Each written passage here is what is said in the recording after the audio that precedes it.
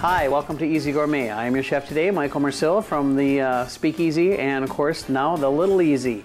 Today we have back some great guests that picked up one of my packages that I donated with Van Gogh Limousine, and they bid on it, and I'm very thankful that you did, because they're some of the best customers I've had at the Speakeasy. And introduce yourselves, Dixie. I'm Dixie Johnson, community volunteer working for a hospital and the hospice. Thank you. I'm Muriel Malberg, and I would say that we're thanking Dixie for being here because she was the one who bought this package at the Kiwanis auction. And I have to mention, we were most impressed with the Van Gogh limousine, too. And Michael's doing a great job. It's nice to be here. Thank you. Thank you. It's fun to be here. My name is Jerry Rutledge, and I'm a volunteer in various organizations. When Michael talks about the Speakeasy, of course, I've been connected with the golf course for a long time, and he's doing just a superb job out there. So thank you, Jerry. Thank you. A Little Easy. Yes, the Little Easy. Yep. And I'm Rhoda Hooper. I'm retired, volunteer, and have had many meals at both the Speakeasy and the Little Easy. And they've been well, great. Thanks for joining us today, ladies. It's a pleasure having you. Today we're going to be doing another dish that we serve at the Little Easy, and it is a smoked pork chop served over some glazed apples and a rum butter sauce. And we're going to serve that with some wild rice. And I'm going to once again throw these out on the grill. It looks like we actually are having a little nicer weather today. It's still a little cloudy, but at least it's not raining. And I'm going to throw that all on the grill and heat up all the sauces for you right after these messages. And we're back. I've got our smoked pork chops out here, and I'm choosing this time not to season them. I'm going to let the grill do all its magic and flavor the meat, because I don't want to take away from the caramel and the apple flavoring. Some people would prefer it a little seasoned, and you still can do that. There's some great rubs, you know, something that would complement the smokiness. But because these chops are smoked, I don't want to season them any more than they already are. And we're going to put them on the grill. These already come to us pre-packaged, and they're really easy to work with. You probably aren't going to find some of these things in your store. There are some whole tenderloins that come smoked and flavored that you could buy, and if you're going to be doing a bigger group, that would work out really well. And you can slice those, you know, a little thinner and put them on the grill as well. We're going to keep the lid down on these for a little bit to keep all of the heat in there, and all the smokiness, all the that comes off the charcoal. And as soon as those come off the grill, we're going to plate them up and serve them with a little of the caramel sauce. We'll be right back. So we've got our frozen apples, and most of the time when you find these in the grocery store, they are already pre-sweetened. And if they're not, if they're a little tart, you want to add a little sugar to them. We're going to throw those into the pan. Turn on the burner a little bit.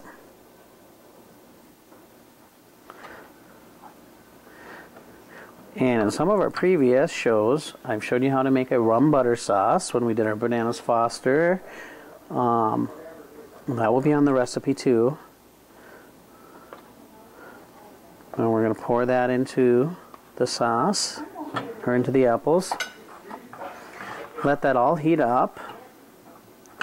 And that's about all there is to it until the pork chops are done.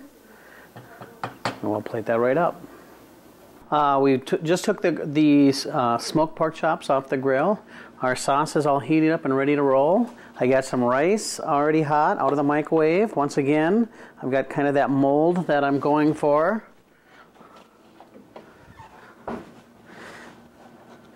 And I'm going to place some of the apples right down on the plate, and that's going to go right underneath my pork chop.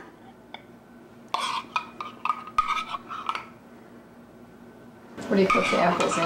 What kind of sauce is it? Well, these were actually, they're just a frozen apple, okay, believe it or not. And what's so funny? What's so funny? I just hear, Michael, I thought you picked those apples, peeled those apples, carved those apples and everything. I'm afraid not. No. This is Easy Gourmet. This is supposed to be easy. You're right. You're right. Know? So they're just a frozen apple, and the ones that I get actually come in just a little bit of sugar. And like I said, if they're actually tart, the apples that you have, then feel free to actually add a little sugar to it while you're cooking them. But since they're frozen, they're really easy to work with, and it really makes it simple instead of having to peel them and decor them and to cook them, because you'd have to do all those things. And here you do not have to do that. That's the beauty of it. And we got just a little fresh parsley here, and I chopped up a little bit more just to put it on the plate for color with my nice analon knife from the Pines. And here you have it. Oh, the smoked pork chop with caramel rum butter sauce. Did you put spice in with the apple?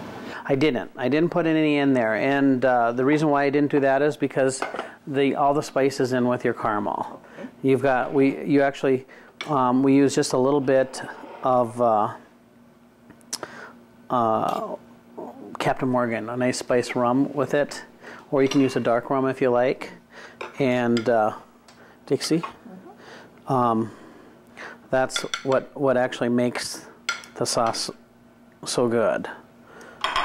And did you do anything special to the wild rice? Is it just natural wild rice? We actually cook all of our rices in a little chicken stock. Okay. You know, I'm going to put a little sauce on that right afterwards. So if you want to pass it here.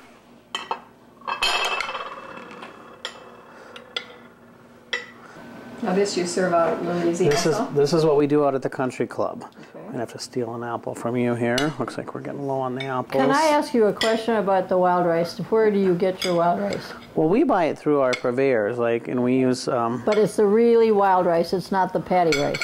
No, this is actual real wild rice here. And because that's when I fix wild rice, I just use the real wild rice.